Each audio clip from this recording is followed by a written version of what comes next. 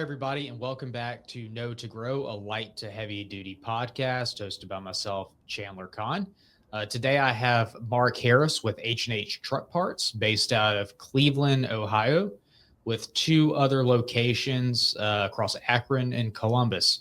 Excited to have H&H on here today and Mark himself to talk about his company, the industry, and growth in his space. Welcome, Mark. Let's go ahead and kick it off. If you don't mind, introduce yourself. My name, as you said, my name is Mark Harris. I'm with H&H Truck Parts. We are a rebuilder out of Cleveland, Ohio. We've been in the business. I've been in the business for 25 years now. My business partner's been in the business for about 35 years. We started our company. We worked for somebody else. We started our company because we thought we could do things a little bit different. We thought we could provide a better product and keep prices affordable. So we started our company, and it was founded in 2004. We've grown. We've had a positive year in growth every year since we've been in business. We try to focus on quality rebuilding. We're not going to be the most affordable unit on the block, but we certainly think that we're the best, with our product. We use all OE parts in our transmissions. We are the largest Eaton Fuller purchaser in the state of Ohio. And I don't know, I guess that's about all I have for me. That's helpful. Thanks. That's a good overview. And you're across the three locations. How many employees do you have? We actually only have one location. Oh, one location. We work out of several cities where we have stock or inventory, but we only rebuild in Cleveland. We have 30 employees. Great. Yeah. Excellent. Well, good. So obviously when it comes to other reman groups, obviously you have the large players, you have some smaller ones. I know you're not necessarily competing on price, you're competing on quality. Why do your customers come to you versus, just different groups? Obviously it sounds like you provide a great product, but talk to us a little bit about that, how you're making that happen. Yeah. So we market through outside sales. Obviously, that's the best way to reach out to our customers. We do business with everybody from a one truck operation, owner operator, to many truck fleets. We also do business with truck parts companies that sell, new and remanufactured products out of their facilities. In terms of how or why somebody would want to come do business with us, we not only, I think we have honestly the best product in the country. We've built our business on honesty, upfront business. We don't keep anything in the shade. We do things like we quote our customers before we do things to their vehicles. We have a service department, and a lot of companies, when you take your vehicle to them, they'll just open up the checkbook and do whatever, and not even let the customer know. We walk step by step with the customer.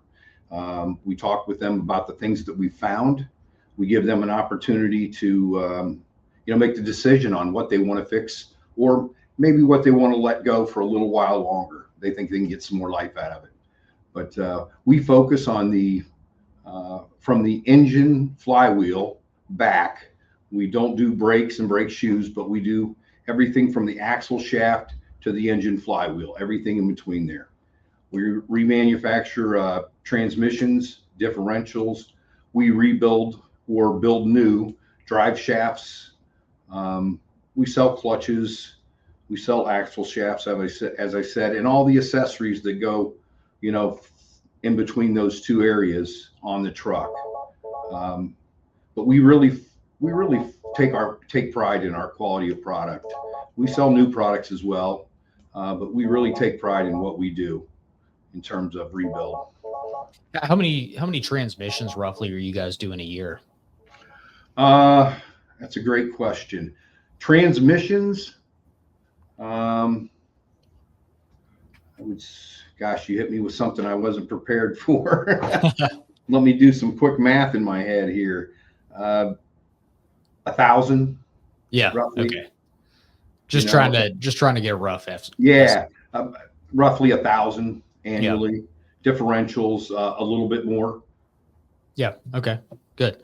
So I want to talk about this, right? The heavy duty space is for the most part, it's down right now.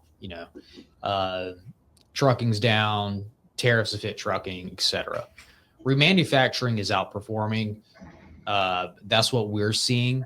Um, Recently spoke with Stellix Capital, who owns Phoenix Parts, and they're doing well. It's great to hear that they're growing. We actually have a client in the space who's growing. Um, the average age of a truck is getting older. Tell me where you think the industry is going to keep heading over the next 2 years, 3 years, and if you think that growth within remanufacturing is going to level out, or if it's going to keep going.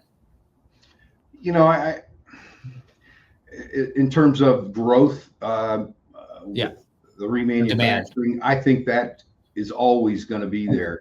I mean, a person can save up to 50, 60% on buying Yep. a reman unit versus a new one.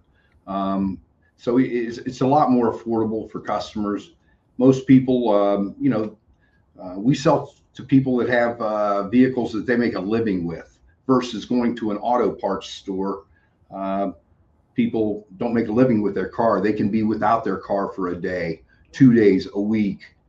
Your semi truck, your truck out there on the road, you need it running every day. So, that's why we focus on quality on our remans. But I see the industry going more automatic and auto Yeah. shift. It is. There's no question about it. That's grown quite a bit. I don't see electric coming into play for a long time. I don't think there's anybody really out there that's plans on putting any on the road in terms of fleets for a while. So Like 2032, 2035. I think further than that, to be honest with you. Yeah. It's the hauling industry has kind of taken a backseat to the automotive industry when it comes to the electric vehicles. Definitely, you don't have as many people doing R&D on the electric trucks, if you will. There are some that are working harder on it than others, but some people have even scrapped it. They're not even they're going to try it for now. So I think we're going to be fine. I think we're going to stay with the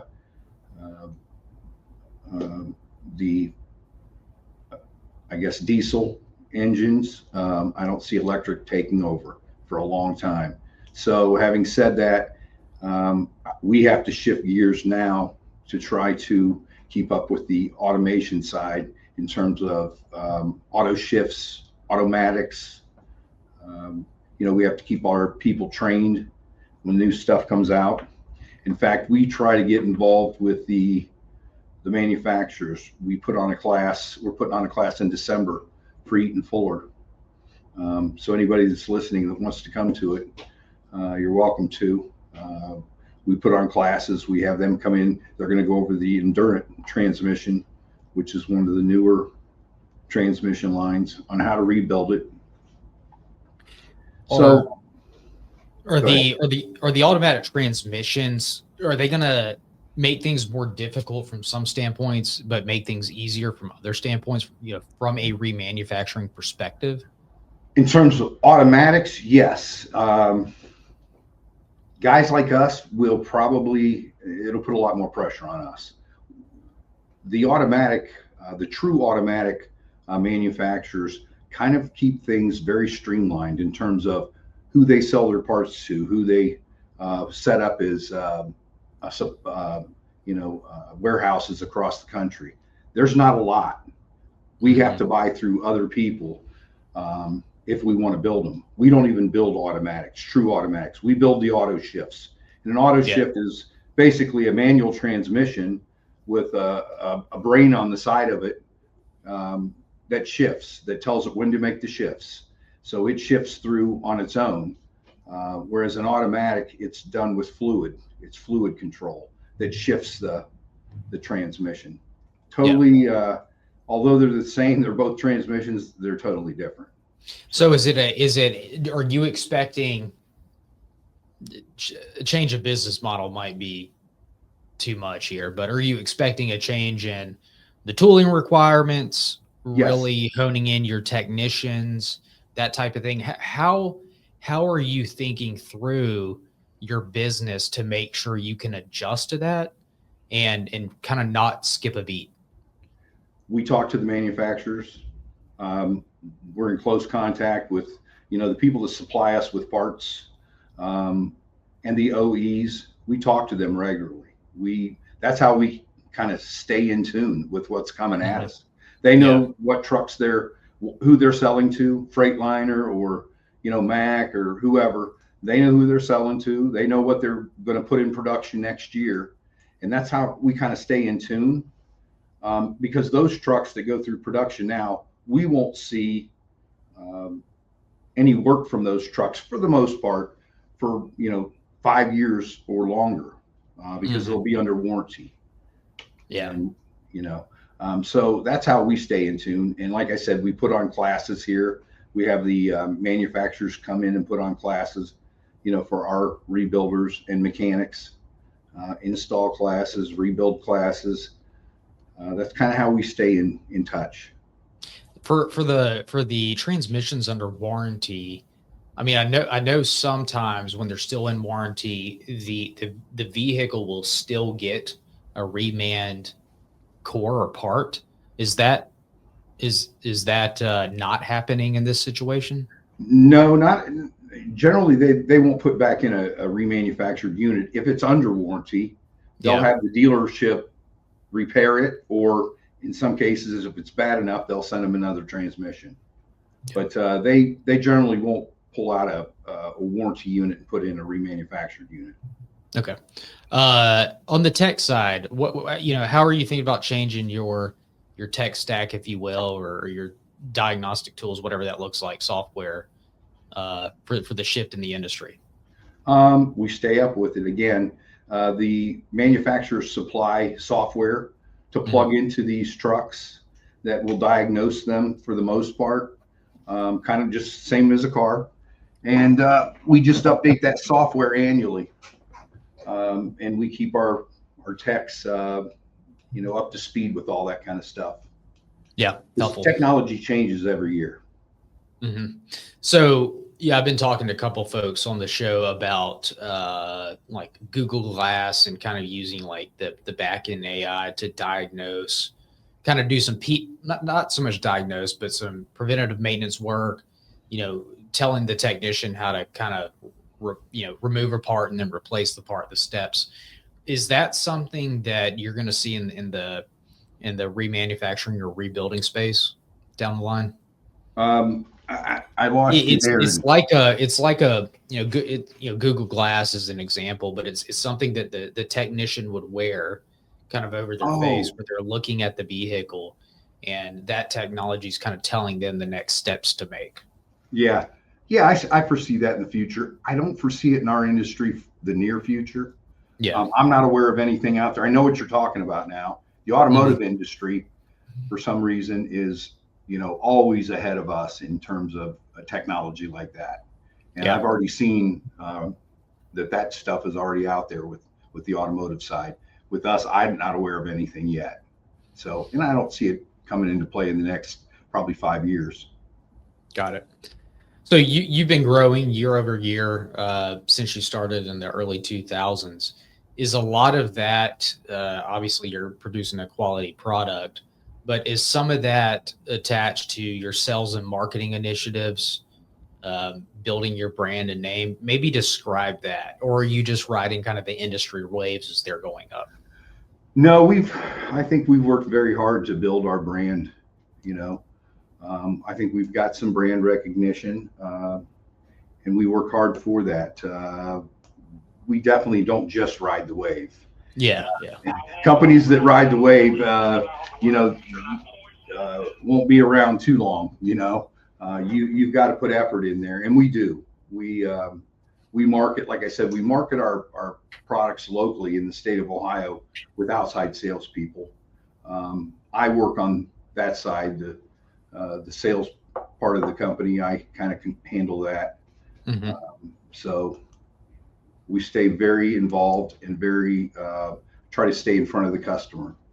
And are your customers in the region, or are they outside of, the Midwest and kind of the Northeast area? We actually do business all across the United States. We supply a truck parts company, one example, that has locations all across the United States. So our product goes from shore to shore. People see it. They distribute it. They're a distributor. They distribute it. Okay. Yes. We supply them. Yeah, so you'll bring them to you'll bring your products to their kind of their central hub, and they distribute it all across the U.S. You don't necessarily have to worry about shipping across the country. Correct. We supply their distribution centers. They order from us direct. We supply their distribution centers, and they take it from there. They filter the units out across the United States into their stores. Sometimes on demand. Some areas in the country, they actually stock units to help supply even further out locations. Got it. Talking about talent and labor and just kind of the labor shortage, is that hitting you guys? And what are you doing to make sure that you have a pipeline of talent? Yeah, it's definitely affecting us. There's no question about it. We could probably hire 3 to 5 more guys today. They're hard to find. People that really, these generations coming up, they don't see things like we do. These kids don't like to be hands-on, especially in mechanical work. It's very hard to find young guys that want to be a mechanic or a truck mechanic. So word of mouth kind of helps us. I think we have a great program in terms of pay, benefits. I think we're a great company. I think we have very rarely do we have turnover with our employees. So yeah, that's good. It's about having a great workplace. It's about having the benefits and the pay to go with it. And that's how we've attracted the people that we have. And from there, it's kind of been word of mouth that we've been able to hire people. Rarely do we get somebody just comes in and fills out an application and they're either qualified or fit the position that they could be qualified if we trained them. They're hard to find. And do you obviously if your workforce is in their 30s and 40s or 40s or 50s, they obviously have some runway. But if you have older employees, you got to be thinking about retirements and potentially just moving on to something else if you've been doing it for 20 or 25 years. Is that something you're worried about now, or is that something that you can kick the can down the road a little bit on? Yeah, we worry about it now. We think about it every day. We've got a lot of employees that are tenured with the company. They've been here since day one or within the first 5 years of being in business, and we're in our 21st year of business. So but we also have guys that we've brought on since then. So we've got kind of a nice mix. We've probably got probably 25% of our rebuilders have 5 years or less experience. 50% of them probably have ballpark 15 years experience, and then the rest are over 15 years experience. So, and they're coming up on retirement probably in the next 5 to 10 years. Yeah, good. Thanks for talking about that one. Talking about growing your customer base and you mentioned word of mouth and all these things. Sales teams, outside sales teams. Are you using any other creative messaging or mediums or in-person events to get the word out to grow that base? I mean, obviously, customers always the number one thing to worry about. Maybe just add a little color there.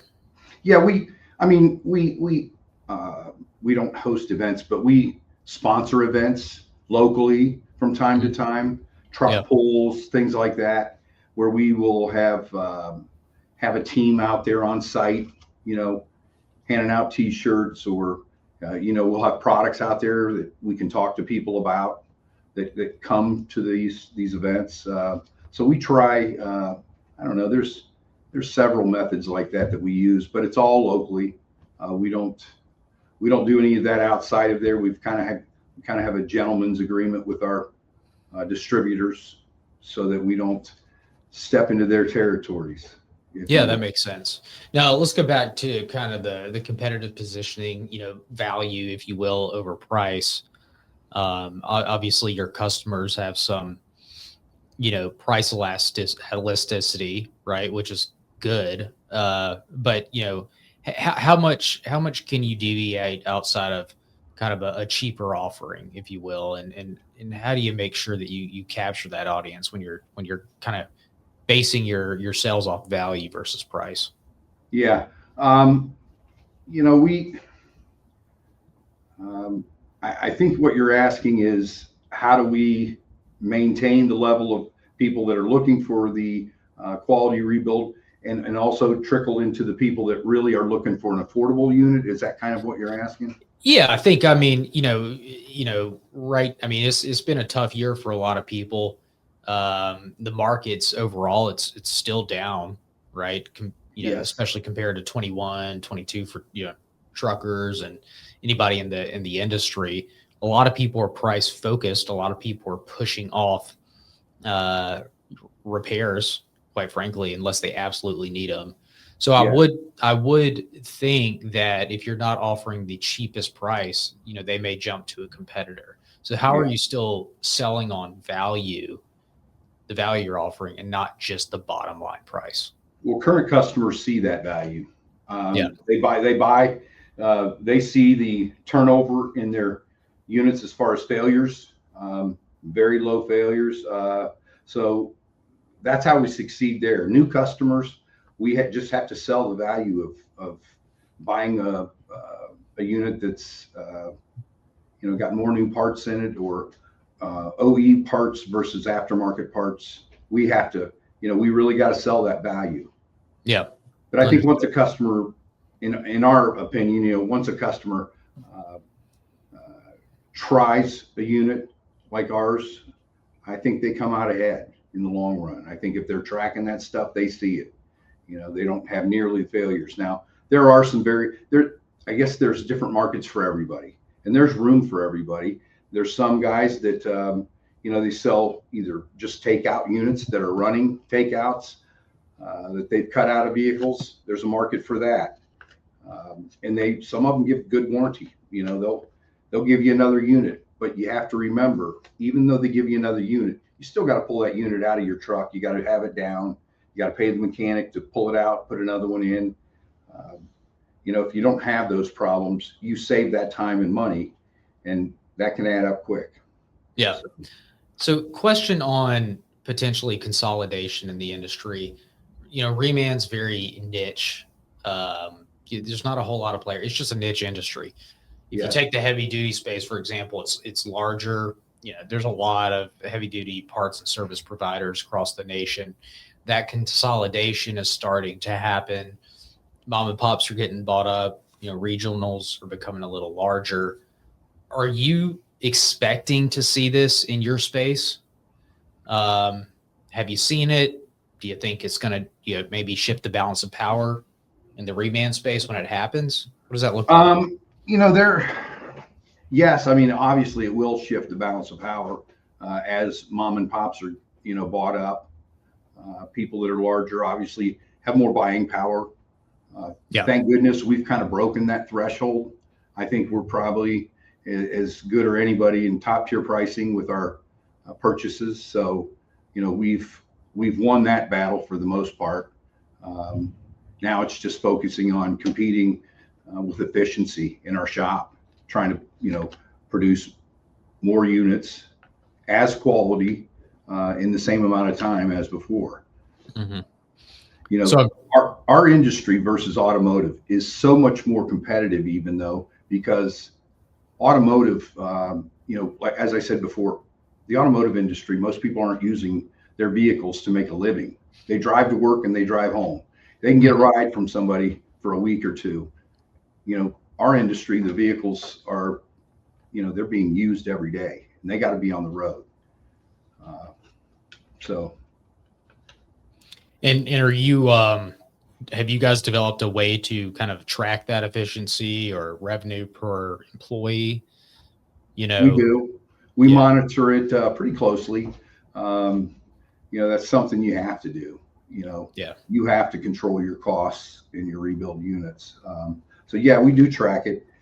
We look at how many units we're putting out, each person, how many units they put out in a given time. We track, if there are any warranties, we know about them all. We know what bench it came off of. We know, all those things, what parts were used. We track all that stuff. And what's the biggest jump in improvement if you saw somebody's not, operating as efficiently as possible, or now they're producing more revenue on their bench than they were last year? What are the top 1 or 2 changes that you've made, to make that happen? Sure. Equipment, getting better equipment, making sure that we don't have any bottlenecks in our production. That's what really costs you when you've got machines down or you don't have enough machine space to wash the parts, to clean the parts or whatever. It costs you, that's units not being built. So we try to keep as good of a unit as we build. We try to keep that good of a unit in our machinery that we use to, help us rebuild. Tooling, we keep up with all the tooling, the manufacturer's suggested tooling. We make sure that all of our people have the right tools to do the job. Have you made investment in the past couple of years, a significant investment in your? Every year we make an investment. We've kind of, some people do it in spurts, every 2 to 3 years or 5 years or whatever. Every year we make purchases to try to make sure that we have, the top notch equipment out here to rebuild units. Yeah. Obviously that's probably capitalized and then depreciated, but how much are you spending a year on that equipment? It varies. I would say on an average, probably $20,000 to $50,000 a year will drop on, a new piece of equipment or averaged over time. Helpful. Let's talk about a little bit going back on the growth side of things. Yeah, I tend to ask people the same question, but what's been the biggest inflection point for H&H in terms of your growth since the early 2000s? Is there one thing that kind of set you guys up for an improved growth rate, or is it just been steady? I mean, what is that inflection point if there is one? I would say doing business, kind of going on the national level. That certainly drove our sales considerably when we started doing business on a national level. So for us, it was that, but also we've stayed very diverse. We have a nice mix of owner operators, small to medium fleets, and then the national business. We keep a nice mix. So we've never had a major jump in sales year to year, but we've always had a nice steady growth from day one. Excellent. And then for closing, we're blessed. Knock on wood and just keep doing what you're doing, right? Yeah, exactly. And then for a piece of closing advice, what would you tell a peer to do or think about to be truly a top performer in their vertical? I would say take care of your employees. Make sure you have a great place to work. It's the value there is to the nth degree. Honestly, you have to have great employees. And then of course, you want to stay on top of having the tools that they use. You know, don't cut corners. Don't try to save money by using something that doesn't do the job nearly as efficient as something that does and is recommended by the manufacturer. Excellent. Mark Harris, H&H Truck Parts, thank you so much for joining. Thank you. I appreciate it, Chandler.